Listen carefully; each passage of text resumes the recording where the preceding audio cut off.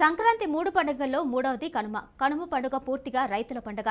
పాడి పశువులను పూజిస్తారు. అవి చల్లగా ఉండాలని, తమకు పాడి పుష్కలంగా ఇవ్వాలని కోరుకుంటూ పూజలు చేస్తూ ఉంటారు. ఇక కనుమ పండుగ వివరాలు మా ప్రతినిధి సాంబశివరావు అందిస్తారు.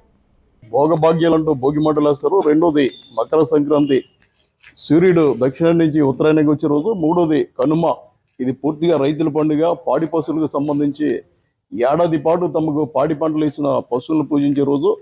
దేవాదేశ ఆధ్వర్యంలో శ్రీ వేణుగోపాల స్వామి ఆలయంలో అర్చకులు పెద్దింటి అనంతాచార్యులు, గోపాలకృష్ణ, సూర్యనారాయణ ఆధ్వర్యంలో గోపూజలు జరుగుతున్నాయి. రాష్ట్ర వ్యాప్తంగా అన్ని దేవాలయాల్లో కూడా గోపూజలు చేయాలని దేవాదేశ ఆదేశించింది. నేపథ్యంలో మనం చూస్తున్నాం, సకల దేవతా నిలయంగా ఆవునే పూజిస్తారు. ఇందులో భాగంగానే ఈరోజు ఆవు పూజలు జరుగుతున్నాయి. కనుమ పండుగకు సరైన నిర్వచనం చెప్తూ ఏదైతే పాడి పంటలు సమృద్ధి చెందాలని కోరుతారో మూడో రోజు పండుగ ఇది. పూర్తిగా పశువులకు సంబంధించింది. నిన్న సంక్రాంతి రైతులకు సంబంధించింది.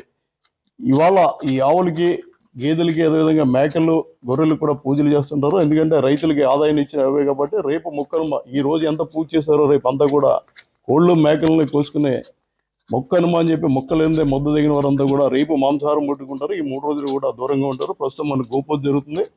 రాష్ట్ర వ్యాప్తంగా అన్ని ఆలయాల్లో గోపూజలు చేయాలని నిర్వహించారు. ఈ మేరకు దేవాదాయ శాఖ డిప్యూటీ కమిషనర్ విజయరాజు, అదేవిధంగా జిల్లా ఎండోమెంట్ ఆఫీసర్ పుల్నారాయణ ఆధ్వర్యంలో ఈ ఏర్పాట్లు జరుగుతున్నాయి. Back to studio.